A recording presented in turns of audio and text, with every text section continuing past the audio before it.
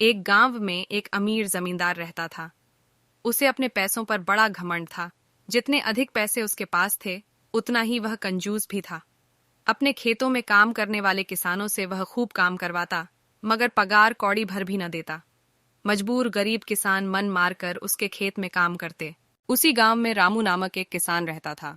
उसके पास थोड़ी सी जमीन थी। उसी में खेती बाड़ी कर वह अपना और अपने परिवार का गुजारा चलाता था। रामू बड़ा मेहनती था। वह दिन भर अपने खेत में काम करता और अपनी मेहनत के दम पर इतनी फसल प्राप्त कर लेता कि अपने परिवार के लिए 2 वक्त की रोटी जुटा सके।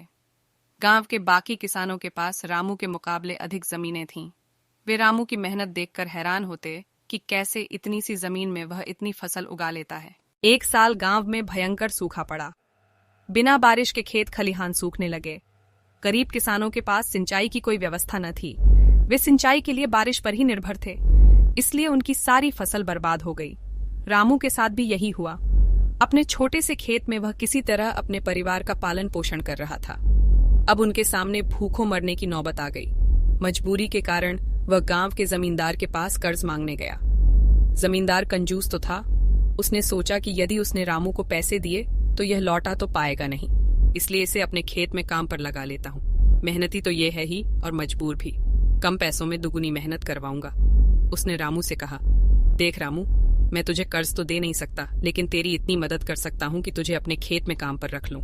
तुझे महीने के 1000 रुपए दे दिया करूंगा। पर मालिक, दूसरे किसान तो 2000 पाते हैं।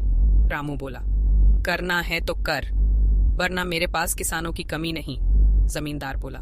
मजबूर रामू क्या करता? हामी भरकर घर लौट आया। अगले दिन से जमींदार के खेत में काम करने लगा। मेहनती तो वह था ही। वह खूब मेहनत और लगन से काम करता। उसने 4 महीने का काम 2 महीने में ही कर दिया। यह देख जमींदार बहुत खुश हुआ, लेकिन इसके मन में मक्कारी जाग उठी। उसने सोचा कि 4 महीने का काम तो इसने 2 ही महीने में कर दिया। क्यों ना इसे निकाल दूं? इससे मेरे 2 महीने के पैसे बच जाएंगे। उसने रामू को बुलाया और उसके 2 महीने के पैसे देकर कहा, रामू, ये ले तेरे पैसे, कल से मत आना। अब मुझे तेरी जरूरत नहीं। यह सुनकर रामू परेशान हो गया। बड़ी मुश्किल से उसका घर चल रहा था। अब अपने परिवार का भरण पोषण कैसे करेगा? वह जमींदार के सामने गिड़गिड़ाने लगा कि उसे काम से न निकाले, लेकिन जमींदार ने उसकी एक न सुनी और उसे काम से निकाल दिया। रामू आंखों में आंसू लेकर घर लौटा। चिंता से रात भर उसे नींद नहीं आई। सुबह उठकर उसने फैसला किया कि वह फिर से जमींदार के पास जाएगा और उससे विनती करेगा कि उसे वापस काम पर रख ले। वह जमींदार के घर के सामने जाकर बैठ गया।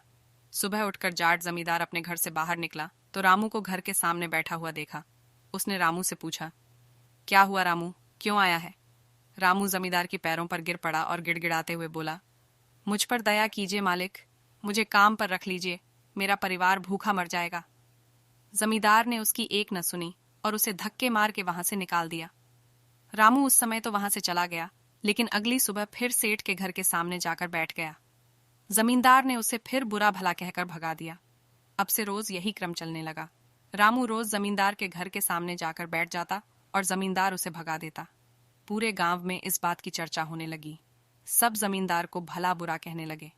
तंग आकर जमींदार ने सोचा कि क्यों ना कुछ दिन परिवार सहित दूसरे गांव चला जाऊं। मुझे घर पर ना देखकर रामू यहां आना बंद कर देगा। अगले दिन वह परिवार सहित दूसरे गांव अपने रिश्तेदार के घर चला गया। 10-15 दिन रिश्तेदार के घर रहने के बाद जब वह अपने घर लौटा तो मोहन को अपने घर के सामने बैठा नहीं पाया।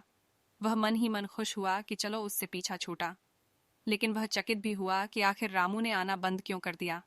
उसने गांव वालों को बुलाकर पूछा तो पता चला कि रामू घायल है और अपने घर पर पड़ा हुआ है। जमींदार ने पूछा, क्या हुआ उसे? एक जमींदार ने कहा, मालिक, आज जब दूसरे गांव चले गए थे तब भी रामू आपके घर के सामने बैठा रहता था। एक दिन आपका खाली घर देखकर कुछ चोर चोरी करने के इरादे से आपके घर में घुसे, लेकिन वे रामू की नजर में आ गए। रामू अपनी जान की परवाह न कर उनसे उलझ गया और उन्हें भगा दिया। उनके बीच हुई हाथ पाई के कारण रामू घायल हो गया।